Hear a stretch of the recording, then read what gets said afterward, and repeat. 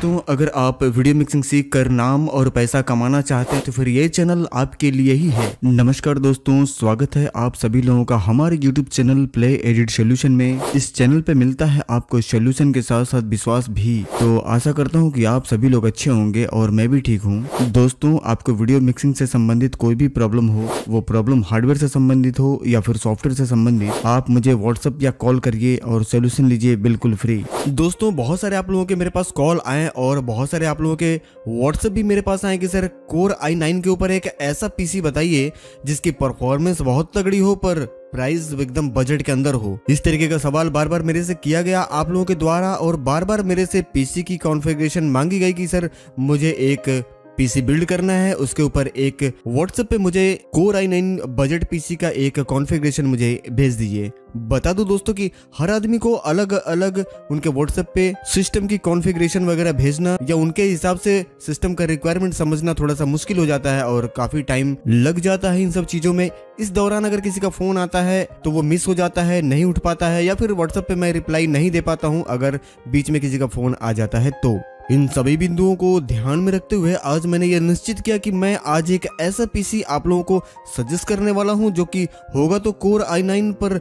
Budget अगर आप देखेंगे तो बजट आपका लगने वाला है मात्र कोर i7 का। कोर i7 के प्राइस में दोस्तों आज आप एक कोर i9 पीसी बिल्ड कर पाएंगे। तो वीडियो को पूरा कंप्लीट वॉच करिएगा, क्योंकि अगर एक भी पार्ट आपने मिस कर दिया तो फिर पीसी की परफॉर्मेंस आप नहीं ले पाएंगे। आगे बढ़ने से पहले दोस्तों मैं आप लोगों को बता दूं कि इस वीडियो के अंदर जितने भी कोर i9 से संबंधित मदरबोर्ड, प्रोसेसर, रैम या फिर SSD बताई जा रही है, ये काफी एक्सपेरिमेंट के बाद या फिर काफी रिसर्च के बाद आप लोगों को बताया जा रहा है। इसमें से कहीं कोई संदेह वाली बात नहीं है कि आप इसे लगाने के बाद आपको परफॉर्मेंस ना मिले।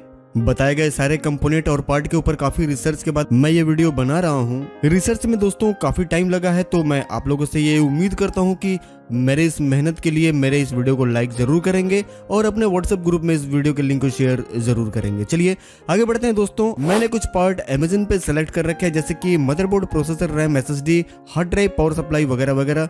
उसके विषय में जानते हैं कि कौन कौन सा नंबर आप लगाएंगे तो बढ़िया परफॉर्मेंस आपको मिलेगा बिल्कुल कम बजट में। दोस्तों, सबसे पहले हम बात करते हैं प्रोसेसर की। प्रोसेसर इसलिए क्योंकि एक कंप्यूटर का जान होता है प्रोसेसर, उसकी पूरा दारोमदार उस कंप्यूटर का कि वो कंप्यूटर कितना तेज काम करेगा, कितनी स्पीड से काम करेगा, कितना बेहतर काम करेगा और कितना स्मूथ काम करेगा, ये सारा कुछ निर्भर करता है एक प्रोसेसर के ऊपर। तो यहाँ पे जो मैं प्रोसेसर आपको बताने वाला हूँ वो है कोर i9 9900K प्रोसेसर। बहुत सारे मेरे बंधु इस वीडियो को देख रहे होंगे जो कोर i9 का ये 9900K प्रोसेसर चला रहे होंगे। अगर आप भी ये प्रोसेसर यूज करते हैं तो वीडियो में कमेंट करके जरूर बताइएगा। बता दो दोस्तों कि मैं भी 9900K प्रोसेसर यूज कर रहा हूँ और काफी बेहतर प्रोसेसर है। इसकी जो फ्रीक्वेंसी है, ये क्लॉक स्पीड आपका 5 गीगाहर्ट्ज तक काम करेगा, जैसा कि आप यहाँ पे देख पा रहे होंगे। 16M इसकी कैश मेमोरी है जो कि काफी बेहतर परफॉर्मेंस देती है। लगे हाथ बता दूं दोस्तों कि ये 8 कोर और 16 थ्रेड का ये प्रोसेसर है। सिर्फ 95 वाट करंट पे ये बहुत ही बेहतर परफॉर्मेंस आपको निकाल करके देगा।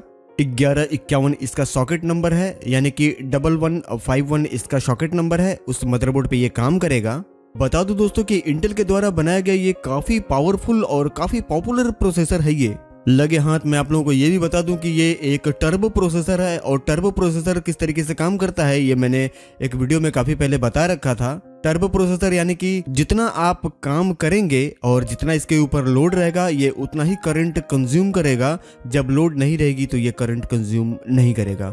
दूसरी बात दोस्तों कि जिस समय लोड नहीं रहेगा उस समय ये प्रोसेसर की स्पीड 3.6 गीगाहर्ट्ज पे ये रुक जाती है, यानी कि रुकी रहती है। और जब आप लोड बढ़ाते हैं इसके ऊपर, जैसे कि आपने रेंडर लगाया या फिर कोई कन्वर्ट के लिए किसी वीडियो को आपने लगा दिया किसी कन्वर्टर के ऊपर, वहां पे इसकी क्लॉक स्पीड बढ़ करके 5.1 या 5.2 गीगाहर्ट्ज तक बढ़ जाती है अगर आप ओवरक्लॉक करके चलाते हैं। तो अगर आप ओवरक्लॉक करके नहीं चलाते हैं तो कंटिन्यू आपको 5 गीगाहर्ट्ज का यहाँ पे आपको क्लॉक स्पीड देखने को मिल जाता है। साथ ही साथ मैं आप लोगों को एक जानकारी और भी दे दूं कि 8 के 8 कोर इसके अनलॉक्ड आते हैं। इसमें कहीं से कोई संदेह वाली बात नहीं है और सारे के सारे कोर इसके काम करते हैं, जैसे कि आप टास्क मैनेजर में भी जाकर के चेक कर सकते हैं। मजे की बात मैं आप लोगों को ये भी बता दूं दोस्तों कि जिस मशीन पे ये वीडियो बनाई जा रही है, यानी कि जिस मशीन पे ये वीडियो मैं रिकॉर्ड कर रहा हूँ, इसके ऊपर भी 9900 के ही प्रोसेसर लगा हुआ है। चलिए मैं आप लोगों को चेक करके दिखा देता हूँ। दिस पीसी पे राइट क्लिक करके हम मैनेज के अंदर चले जाते हैं और मैनेज के अंदर जाने के बाद हम चले जाते हैं डिवाइस मैनेजर के अंदर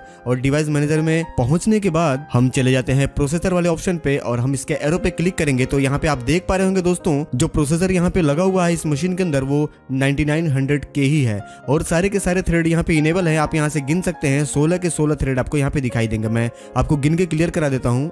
1 2 3 4 5 6 7 8 9 10 11 12 13 14 15 16। चलिए हम यहाँ से इसको क्लोज कर देते हैं। आगे बढ़ते हैं और बात करते हैं इस प्रोसेसर की कुछ और विशेषताओं के ऊपर। प्राइस में जैसा कि आप देख पा रहे होंगे दोस्तों, यहाँ पे 38,500 रुपए का प्राइस यहाँ पे लिखा हुआ है, जबकि आप इसे ऑफलाइन मार्केट से खरीदेंगे तो मेरे ख्याल से 2,500 या 3,000 रुपए आपको और सस्ता पड़ सकता है। जबकि इस समय जो कोर i7 प्रोसेसर आ रहे हैं दोस्तों, उसको आप अगर अमेजन पे सर्च करेंगे तो लगभग 37 से 38,000 रुपए का वो प्रोसेसर अब मार्केट में आ रहा है, जबकि वो कोर i7 है। तो उसके मुकाबले अगर आप ये कोर i9 प्रोसेसर यूज करते हैं तो मेरे हिसाब से ये ज्यादा समझदारी होगी और आपके लगाए हुए पैसे का ज्यादा रिटर्न आपको इस प्रोसेसर को लेने के बाद देखने को मिलेगा।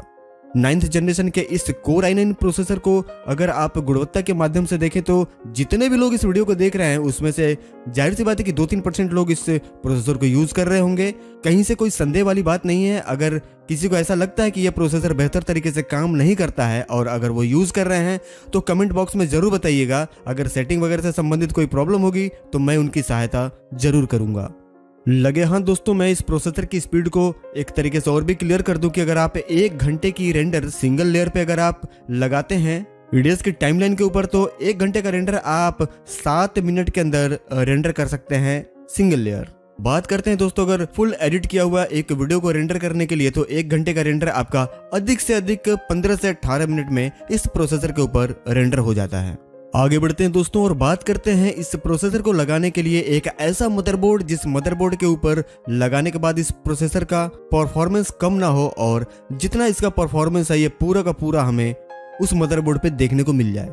दोस्तों मैं आप लोगों को बताने वाला हूँ गीगाबाइट का Z390 Aurus pro wifi motherboard के बारे में। जो मदरबोर्ड आप सामने देख पा रहे होंगे, मैं थोड़ा इसे और बड़ा कर देता हूँ। दोस्तों इस मदरबोर्ड की बनावट से आपको ऐसा महसूस हो रहा होगा कि ये मदरबोर्ड काफी पावरफुल है। बता दूं दोस्तों कि ये 12 फेस VRM के साथ ये मदरबोर्ड आता है, जिसमें कि आप रेंडर लगाते हैं तो आपकी मदरबोर्ड ज्यादा हीट नहीं करेगी और किसी भी तरीके का कोई भी परफॉर्मेंस इसमें नहीं गिरता है। अपने पूरे पावर के साथ ये मदरबोर्ड आपको परफॉर्मेंस निकाल करके देगा। इसमें M.2 NVMe SSD लगाने की भी ऑप्शन है। PCI स्लॉट के लिए भी इसमें ऑप्शन दिए गए हैं। आगे बात कर लेते हैं दोस्तों, इसमें आपको रैम लगाने के लिए 4 सॉकेट मिलते हैं, जिसमें कि आप 32 GB के 4 स्टिक आप इसमें लगा सकते हैं। इस मदरबोर्ड के अंदर वाईफाई इनबिल्ड है दोस्तों, जिसमें आपको अलग से वाईफाई चलाने के लिए कोई डोंगल वगैरह नहीं लगाना पड़ेगा। लगे हाथ में आप लोगों को यह भी बता दूं कि 2.0 से लेकर के 3.0 और 3.1 इसमें 3 टाइप की आपको USB सपोर्ट मिल जाएगी। साथ ही साथ दोस्तों इसमें एक सॉकेट आपको और मिलता है टाइप C का। लैन केबल लगभग सभी मदरबोर्ड में मिलते ही मिलते हैं, जो कि इसमें भी कंपनी ने दे रखी है। और HDMI आउटपुट इस मदरबोर्ड में आपको मिल जाएगा, जो कि आपको H264 एक्सपोर्टिंग के लिए जो एक ऑप्शन आती है हार्डवेयर इनकोडर का, वो भी आपको इसमें इनेबल हो जाएगा। क्योंकि K सीरीज प्रोसेसर है तो काफी फास्ट रेंडर हो जाएगी इस मदरबोर्ड के अंदर। बाद बाकी 2 सॉकेट आपको वाईफाई के नाम से दिखाई दे रहे होंगे, जिसमें कि आपको इस मदरबोर्ड के साथ एंटीना मिलेगा, जिसे लगा करके आप वाईफाई को भी इस मदरबोर्ड के अंदर चला सकते हैं। लगे हाँ दोस्तों, मैं आप लोगों को ये भी बता दूं कि ये मदरबोर्ड काफी पावरफुल है। इसके साथ आप ओवरक्लॉक भी कर सकते हैं अगर ओवरक्लॉक की आपको पूरी जानकारी है तो। अगर ओवरक्लॉकिंग की आपको पूरी जानकारी नहीं है या उसके गाइड के बारे में आप नहीं जानते हैं कि किसकी पैरामीटर कितनी रहेगी, तो कभी भी इसके साथ ओवरक्लॉक ना करें। अगर जानते हैं तो आप ओवरक्लॉक कर सकते हैं और काफ़ी बेहतर परफॉर्मेंस ये ओवरक्लॉक पे मदरबोर्ड निकाल करके आपको देगा। साथ ही साथ दोस्तों मैं आपको ये भी बताता चलूं कि इसमें 5 स्मार्ट फैन की जो सुविधा है वो इसमें इनबिल्ड है, यानी कि जितने भी फैन आप इसमें अटैच करेंगे सबकी स्पीड आप अपने हिसाब से सेट कर सकते हैं। यानी कि जो कैबिनेट के ऊपर आप फैन लगाते हैं उसकी अलग स्पीड आप सेट कर सकते हैं, जो पीछे साइड लगा रहे हैं उसकी अलग स्पीड सेट कर सकते हैं और जो आगे लगा रहे हैं उसकी अलग स्पीड आप अपने हिसाब से सेट कर सकते हैं। क्योंकि नॉर्मल मदरबोर्ड में ये होता है दोस्तों, आपने देखा होगा कि आपने पावर सप्लाई के अंदर फैन को लगा दिया और लगाने के बाद सारे फैन एक ही स्पीड से घूम रहे हैं। तो ऐसा इस मदरबोर्ड में नहीं है। आप अगर चाहते हैं कि आपका मदरबोर्ड पे लोड कम है तो फैन की स्पीड ऑटोमेटिक कम हो जाएगी, और अगर आपका मदरबोर्ड लोड पे जाता है तो ऑटोमेटिक आपका फैन का स्पीड हाई हो जाएगा, आरपीएम बढ़ जाएगी और आपका मशीन ऑटोमेटिक कूल हो जाएगा, यानी कि ठंडा हो जाएगा। अपने टेम्परेचर को ये खुद भी बहुत ही बेहतर तरीके से कंट्रोल कर सकता है। काफ़ी फीचर्स हैं इस मदरबोर्ड के अंदर। अगर बताने लग जाऊं दोस्तों तो एक अलग ही वीडियो इस मदरबोर्ड के ऊपर मुझे बनाना पड़ जाएगा। चलिए लगे हाथ एक जानकारी मैं आप लोगों को और भी दे दूं कि इसमें एक फीचर्स और मिल जाता है आपको RGB फंक्शन के ऊपर। RGB फंक्शन क्या है, यानी कि एक एप्लीकेशन आपको इसी के वेबसाइट से मिल जाएगी, या इसका मदरबोर्ड का जो CD आपको मिलेगा उसको इंस्टॉल करने के बाद उस एप्लीकेशन को जब आप इंस्टॉल कर देंगे तो इसके अंदर जितने भी आप RGB फैन वगैरह लगाते हैं उसकी कलर आप इसी एप्लीकेशन पर डबल क्लिक करके आप अपने हिसाब से उसको RGB सेट कर सकते हैं। बता दूं दोस्तों कि ये मदरबोर्ड तकरीबन आपको 30,000 रुपए से ऊपर का मार्केट में मिलेगा। ऑफलाइन प्राइस आप देख लीजिएगा, यहाँ पे 38,243 रुपए आपको दिखाई दे रहा होगा। तो मैं आप लोगों को फिर एक बार बता दूं कि मैं यहाँ पे कोई प्राइस वाली बात नहीं करने वाला। आपके पास आपके ऑफलाइन मार्केट में जो सबसे नजदीक और बड़ा मार्केट हो कंप्यूटर का, वहां जाकर के एक बार इसका ऑफलाइन प्राइस पता जरूर कर लीजिएगा। साथ ही साथ दोस्तों एक चीज मैं और बता दूं कि हमेशा प्रोसेसर जितना पावरफुल होता है, मदरबोर्ड का चुनाव हमेशा सोच समझ करके करना चाहिए, क्योंकि कई बार ऐसा हो जाता है कि हम प्रोसेसर तो बहुत ही पावरफुल खरीद लेते हैं लेकिन उसका परफॉर्मेंस मदरबोर्ड बेहतर ना होने की वजह से निकल के नहीं आ पाता है। चलिए आगे बढ़ते हैं और एक मदरबोर्ड मैं आप लोगों को और बता देता हूं जो कि तकरीबन प्राइस में इससे 15,000 रुपये नीचे है। देख पा रहे होंगे दोस्तों, गीगाबाइट का Intel supported Z390 UD motherboard 10+2 digital PWM design 2-वे क्रॉस फायर मल्टी ग्राफिक्स के साथ ये मदरबोर्ड आता है। इस मदरबोर्ड के अंदर दोस्तों आपको 5 स्मार्ट फैन का फीचर्स देखने को मिल जाएगा। साथ ही साथ दोस्तों मैं ये भी बता दूं कि वो प्रोसेसर इस मदरबोर्ड पे भी काफी बेहतर परफॉर्मेंस निकाल करके देता है, क्योंकि मैंने बहुत सारे लोगों की मशीन में असेंबल करे हैं और मैंने चला करके देखे हैं, आज तक किसी ने कोई शिकायत नहीं करी है और रेंडर वगैरह भी बहुत फास्ट इस मदरबोर्ड के ऊपर हो जाता है। ये मदरबोर्ड पीछे वाले मदरबोर्ड से काफी सस्ता है। साथ ही साथ दोस्तों मैं ये भी बता दूं कि इसमें भी आप 4 रैम लगा सकते हैं 3200 मेगाहर्ट्ज तक के। ग्राफिक कार्ड लगाने के लिए इसमें 3 PCI स्लॉट आपको मिल जाते हैं। कैप्चर कार्ड वगैरह लगाने के भी इसमें आपको स्लॉट वगैरह मिल जाते हैं। काफी पॉपुलर ये मदरबोर्ड है, इसमें कहीं से कोई संदेह वाली बात नहीं है। और मेरे वीडियो को देखने वाले बहुत सारे श्रोता इस मदरबोर्ड को यूज कर रहे होंगे। अगर आप भी Z390 UD मदरबोर्ड यूज करते हैं तो मेरे वीडियो में कमेंट करके जरूर बताइएगा। बात करें दोस्तों इस मदरबोर्ड के और सारे फीचर्स की, तो इसमें आपको PS2 कीबोर्ड और माउस के लिए आपको ऑप्शन देखने को मिल जाता है और 3.0 और 2.0 आपको यहाँ पे USB स्लॉट देखने को मिल जाता है। साथ ही साथ दोस्तों मैं आप लोगों को ये भी बता दूं कि इसमें आपको HDMI का आउटपुट भी मिल जाता है इस मदरबोर्ड के अंदर, जिसमें कि आप H264 में जब EDS के अंदर रेंडर करते हैं तो वहां पे आपको हार्डवेयर इनकोडर इनेबल करने के लिए काफी मदद मिल जाती है और काफी फास्ट रेंडर इस मदरबोर्ड के अंदर भी हो जाता है। बताता चलो दोस्तों कि मदरबोर्ड की कीमत मार्केट में लगभग 12 से 14,000 रुपए है, जबकि अमेजन पे यहाँ पे लगभग 26,000 रुपए का प्राइस दिखाया जा रहा है। तो मदरबोर्ड लेने से पहले अपने मार्केट में पता जरूर कर लीजिएगा। बताए गए दोनों मदरबोर्ड में से कोई भी मदरबोर्ड आप अपने बजट के अनुसार चुनाव कर सकते हैं। अगर आपके पास बजट है तो जो मैंने पहला मदरबोर्ड दिखाया था आप वो मदरबोर्ड ले सकते हैं। अगर आपके पास बजट है तो आप ये मदरबोर्ड ले सकते हैं gigabyte Z390 Aorus Pro Wi-Fi Intel, या अगर आपका बजट कम है तो ये भी मदरबोर्ड आप खरीद सकते हैं gigabyte Intel supported Z390 UD motherboard. दोनों मदरबोर्ड के गुणवत्ता में कहीं से कोई संदेह वाली बात नहीं है, ये मैं आपको दोबारा फिर क्लियर करा दूं। बस आपको अपने बजट के अनुसार चुनाव करना है कि मदरबोर्ड मुझे कौन सा लगाना है। आगे बढ़ते हैं दोस्तों और अब बात करते हैं रैम की। तो रैम में एक ही नाम मैं हमेशा बताता आया हूं जिसके गुणवत्ता पे कभी भी संदेह नहीं किया जा सकता, कोर्सेर वेंजस DDR4 3200 मेगाहर्ट्ज। बता दो दोस्तों कि 8 GB की 2 स्टिक आप ले सकते हैं अगर आपका बजट कम है तो। हाँ, अगर पैसे की कोई दिक्कत नहीं है तो फिर आप 32 GB रैम लगा सकते हैं 8 GB की 4 स्टिक। लेकिन मैं आप लोगों को बता दूं दोस्तों कि कभी भी 16 GB से नीचे रैम आपको इस कंप्यूटर पे नहीं लगाना है, नहीं तो परफॉर्मेंस आपको देखने को नहीं मिलेगा। और 16 GB आपको सिंगल स्टिक नहीं लगाना है। मैं आपको फिर क्लियर करा दूं कि 8 GB की आपको 2 स्टिक लगानी है, तभी आपको बेहतर परफॉर्मेंस निकाल करके ये मदरबोर्ड और प्रोसेसर दे पाएगा। प्राइस आप मार्केट में पता कर लीजिएगा दोस्तों, तकरीबन 3000 के आसपास आपको एक रैम की स्टिक आएगी। अगर इसी रेंज में अगर आपको 3600 मेगाहर्ट्ज मिल जाता है तो आप लगा सकते हैं, कोई दिक्कत नहीं। लेकिन 3200 मेगाहर्ट्ज आप लगाएं, उससे नीचे का फ्रीक्वेंसी वाला रैम आप ना यूज करें। आगे बढ़ते हैं दोस्तों और बात करते हैं सीपीयू कूलिंग की। तो यहाँ पे मैं आप लोगों को क्लियर करा दूं कि सीपीयू कूलिंग एक बहुत बड़ा मैटर है। अगर यहाँ पे आप थोड़ी भी कंजूसी करते हैं और कंजूसी करने के बाद अगर आप ये सोचते हैं कि मैं 1500 रुपए बचा करके कोई सस्ता सा फैन कूलिंग लगा दूं और मेरा काम चल जाए, तो आप यहाँ पे बहुत बड़ी गलती करने वाले हैं। यहाँ पे मैं आपको दो चीजें क्लियर कराने वाला हूँ कि जब भी आप सीपीयू कूलिंग सस्ता यूज करते हैं तो सीपीयू आपकी जब हीट करेगी तो अपने परफॉर्मेंस को वो कम कर लेगा, क्योंकि जब वो ओवर हीट होगी तो टर्बो प्रोसेसर है उसको ये पता लग जाता है कि अब मैं ज्यादा हीट हो रहा हूँ यानी कि मैं जल जाऊंगा, तो अपनी परफॉर्मेंस यानी कि अपनी गुणवत्ता को वो कम कर लेगा। इन सभी बिंदुओं को ध्यान में रखते हुए यहाँ पे मैंने जो आपको सीपीयू कूलिंग बताने के लिए एक सीपीयू कूलर को जो मैंने सेलेक्ट किया है वो आपके सामने दिखाई दे रहा होगा, जिस कंपनी का नाम आप सामने पढ़ पा रहे होंगे, एरसेटिक फ्रीजर 50। ये ऑफलाइन प्राइस दोस्तों आपको 4000 रुपए के आसपास मिल जाना चाहिए, जबकि यहाँ पे 4999 यानी कि लगभग 5000 रुपए दिखाया जा रहा है। मैं आप लोगों को फिर एक चीज क्लियर करा दूं दोस्तों कि मैं यहाँ पे कोई प्राइस की बात नहीं कर रहा, मैं सिर्फ सामान और उसकी गुणवत्ता की बात कर रहा हूँ, जिसे लगाने के बाद आपको काफी बेहतर परफॉर्मेंस देखने को मिले। इस सीपीयू कूलर के अंदर दोस्तों टोटल 6 हीट सिंक यूज की है कंपनी ने, और इसका जो रेडिएटर है यानी कि जो इसका हीट सिंक है वो काफी बारीक और काफी बेहतर कंपनी ने बनाया हुआ है कि आप सीपीयू को ओवरक्लॉक भी करके चला रहे हैं तो ये सीपीयू को ओवरहीट नहीं होने देगा। इस कंपनी द्वारा बनाए गए इस सीपीयू कूलर की बात ही कुछ अलग है दोस्तों, काफी मजबूत, काफी लॉन्ग लाइफ और काफी देखने में अट्रैक्टिव है। साथ ही साथ दोस्तों मैं आप लोगों को ये भी बता दूं कि ये एक आरजीबी सीपीयू कूलर फैन है जो कि रात में एक अलग ही लुक आपके पीसी में देखने को मिलेगा। अगले कंपोनेंट की जानकारी देने से पहले दोस्तों मैं आप लोगों को ये बता दूं कि पीछे बताए गए सारे सामान में किसी भी तरीके का कोई भी बदलाव आपको नंबर या कंपनी में नहीं करना है। साथ ही साथ मैं आप लोगों को ये भी बता दूं कि जो सीपीयू कूलर मैंने बताया है, आपको दुकानदार कितना भी फोर्स करेगी सर इस प्राइस में आपको लिक्विड कूलिंग मिल जाएगी या वाटर कूलिंग मिल जाएगी, कभी भी उसके तरफ आपको ध्यान नहीं देना है, क्योंकि लिक्विड कूलिंग या फिर वाटर कूलिंग जितने भी लोग लगाए हैं सभी लोग परफॉर्मेंस को लेकर के परेशान रहे हैं। जब उनकी पीसी में रेंडर लगाई जाती है तो परफॉर्मेंस गिर जाता है, तो कभी भी भूल करके भी आपको लिक्विड कूलिंग की तरफ नहीं जाना है, इस बात को आपको ध्यान में रखना है। अब बात करते हैं दोस्तों एक बढ़िया M.2 SSD की जो कि काफी बेहतर स्पीड दे और उसकी प्राइस भी बहुत कम हो। तो यहाँ पे मैं बताने वाला हूँ क्रूसल का P2 250GB M.2 NVMe SSD के बारे में। बता दूं दोस्तों कि ये 2400 MB पर सेकंड डेटा ट्रांसफर कर सकता है, इसकी गुणवत्ता है। और बात करें दोस्तों इसकी प्राइस की तो तकरीबन आपको 3000 रुपए के आसपास मार्केट में मिल जाएगा। ऑनलाइन प्राइस और ऑफलाइन प्राइस आप दोनों मिला करके जहां पे आपको सस्ता मिले उसके हिसाब से आप अपने पीसी का खरीदारी करेंगे। क्रूसल एक बहुत ही मानी जानी कंपनी है, जो लोग यूज करते होंगे वो बेहतर तरीके से इस कंपनी की गुणवत्ता के बारे में जानते होंगे। इसकी गुणवत्ता पे कहीं से कोई संदेह नहीं किया जा सकता है। आप बेझिझक होकर के इस M.2 SSD को अपने इस कंप्यूटर में लगा सकते हैं।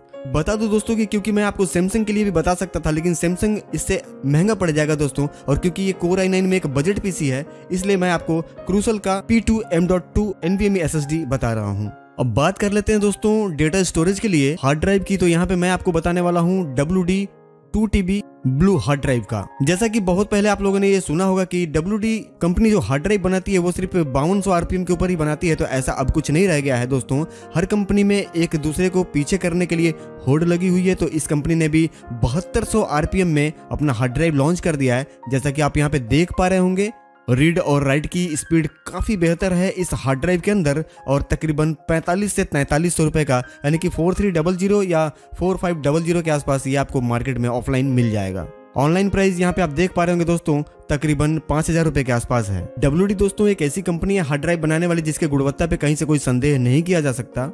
साथ ही साथ दोस्तों मैं आप लोगों को ये भी बता दूं कि इसके टक्कर में एक और हार्ड ड्राइव बनाने वाली कंपनी है जिसका नाम है सीगेट। आप चाहें तो सीगेट का भी लगा सकते हैं, लेकिन अगर आप मेरे से पूछते हैं कि सर आप बताइए ना आप कौन सा लगाने के लिए बोल सकते हैं, तो मैं आपको WD ही बोलूंगा।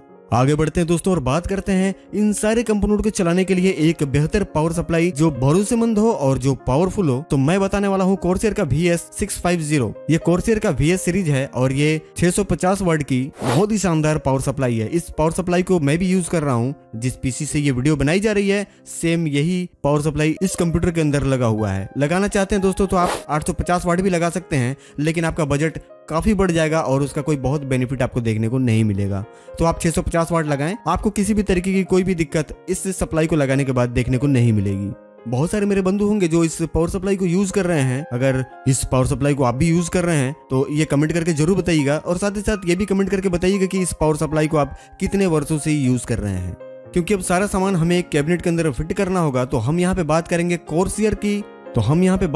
कॉर्सेर के इस 175R tempered glass mid tower ATX gaming cabinet की। दोस्तों जैसा कि आप सभी लोग जानते हैं कि ये एक ऐसी कंपनी है जिसकी गुणवत्ता पे कभी भी संदेह नहीं किया जा सकता। कॉर्सर अपने आप में माना जाना कंपनी है और इसके कैबिनेट भी काफी बेहतर आते हैं, इसके पावर सप्लाई भी काफी बढ़िया आते हैं। लगे हाथ दोस्तों मैं आप लोगों को बता दूं कि जो फीचर्स मैंने मदरबोर्ड में बताए थे, RGB फैन वगैरह को आप डायरेक्ट अपने मदरबोर्ड से जोड़ करके उसको सिंक कराने के लिए और रन कराने के लिए, तो वो सारे फीचर्स इस कैबिनेट के अंदर आपको मिल जाएंगे। और इस कैबिनेट के अंदर लगे हुए जितने भी फैन हैं उनको आप अपने मदरबोर्ड से अटैच करके रन करा सकते हैं। बता दूं दोस्तों कि इस कैबिनेट की क्वालिटी काफी बेहतर है और इसका जो सामने से देखने में लुक है वो काफी सोबर और प्रोफेशनल है। ज्यादा तामझाम से भरा हुआ ये CPU नहीं है। काउंटर पे सामने रख के इस CPU से एक बेहतर लुक आप पा सकते हैं। बात कर लेते हैं दोस्तों GPU की, यानी कि ग्राफिक कार्ड की। तो मैं आप लोगों को बता दूं कि अगर आप चाहें कि बगैर ग्राफिक कार्ड का हमारा काम हो जाए, तो क्योंकि K सीरीज प्रोसेसर है तो कहीं से कोई दिक्कत वाली बात नहीं है। आप बगैर ग्राफिक कार्ड के भी इस मशीन को बहुत ही बेहतर तरीके से चला सकते हैं, फास्ट रेंडर कर सकते हैं। आपको ऐसा महसूस नहीं होगा कि हमें ग्राफिक कार्ड लगाना जरूरी है। लेकिन अगर आपके पास बजट है और आप चाहते हैं कि नहीं मैं ग्राफिक कार्ड भी लगा लूं, तो मैं आपको एक ग्राफिक कार्ड यहाँ पे सजेस्ट कर देता हूँ। मैं बताने वाला हूँ दोस्तों आपको MSI का GeForce GTX 1050 Ti। ये 4GB का ग्राफिक कार्ड काफी बेहतर और काफी फेमस ग्राफिक कार्ड है और ये आपके बजट में भी है। ऑफलाइन प्राइस आपको काफी कम में मिल जाएगा दोस्तों, लेकिन यहाँ पे आप Amazon पे तकरीबन 26,500 का आप देख पा रहे होंगे। बताता चलूं दोस्तों कि आगे आने वाले दिनों में EDS के जितने भी वर्जन आएंगे वो सब अब NVIDIA के कार्ड को ही सपोर्ट करेंगे। जैसा कि आप देख पा रहे होंगे पहले कुछ सालों में, जैसे कि EDS 5.5 या EDS 6, ये सारे वर्जन जो थे ATI के कार्ड को सपोर्ट करते थे, लेकिन अब ऐसा कुछ नहीं रहा। अब क्योंकि EDS 10 वगैरह मार्केट में आ गए हैं और उनमें ये फीचर्स आ गया है कि वो ATI के कार्ड को ना सपोर्ट करके NVIDIA के कार्ड को सपोर्ट करता है। अगर ATI और NVIDIA के दोनों कार्ड को आप लगा करके अगर आप उसको रेंडर लगाएंगे और परफॉर्मेंस देखेंगे तो आपको ऐसा लगेगा कि NVIDIA के कार्ड पे ज्यादा फास्ट रेंडर कर रहा है या फिर ज्यादा स्मूथ टाइमलाइन चल रहा है। तो भविष्य को ध्यान में रखते हुए मैं आपको यही कहूंगा कि आप अगर ग्राफिक कार्ड खरीदना ही चाहते हैं या फिर खरीदने का मन बना रखा है तो आप NVIDIA ही खरीदें। बेशक आप बाद में खरीदें, कोई दिक्कत नहीं, लेकिन आप NVIDIA ही खरीदें। एक चीज मैं आप लोगों को और भी क्लियर करा दूं दोस्तों कि अगर आप प्रीमियर प्रो और आफ्टर इफेक्ट पे काम नहीं करते हैं, ओनली सिर्फ आपको EDS पे काम करना है, तो आपको ग्राफिक कार्ड लगाने की कोई भी जरूरत नहीं है। EDS के साथ ही साथ अगर आप प्रीमियर प्रो और आफ्टर इफेक्ट भी चलाना चाहते हैं तो आपको कार्ड लगाना जरूरी है, लेकिन अगर सिर्फ EDS तो फिर कार्ड की कोई जरूरत नहीं है। बात रही दोस्तों आगे मॉनिटर की, तो मॉनिटर अपने मर्जी के अनुसार आप कोई भी लगा सकते हैं, 18 इंच, 20 इंच, 22 इंच या 24 इंच। इसमें कहीं से गुणवत्ता में कोई मशीन की रेंडर में कोई उससे फर्क नहीं पड़ना है, तो मॉनिटर अपने मर्जी के हिसाब से आप कोई भी लगा सकते हैं। अगर मेरे से आप पूछते हैं कि सर मॉनिटर किस कंपनी में लिया जाए ज्यादा बेहतर होगा, तो मैं आपको यही कहूंगा कि किसी भी कंपनी का आप मॉनिटर लें, कोई दिक्कत नहीं, पर मॉनिटर जब भी लें तो कम से कम 24 इंच का लें और IPS पैनल में ही मॉनिटर लें। उम्मीद करता हूं दोस्तों कि बताए गए सारे सामान की जानकारी आप बेहतर तरीके से समझ पाए होंगे और जो मैं समझाना चाहता था वो आपके बिल्कुल समझ में आ गया होगा। समझाना ये चाहता था दोस्तों कि किसी भी कंपोनेंट का जो नंबर बताया गया है वो नंबर कितना भी आपको दुकानदार फोर्स करे, आपको नंबर नहीं चेंज करना है। जैसे अगर कोई दुकानदार ये कहता है कि सर मेरे पास 9900K नहीं है बल्कि 9900KF है, आप वो ले लीजिए, तो नहीं, बिल्कुल आपको नहीं लेना है। चाहे उस दुकान पे ना मिले, बेशक दूसरे दुकान से आप लीजिएगा, लेकिन सिर्फ K वाला ही प्रोसेसर आपको लेना है।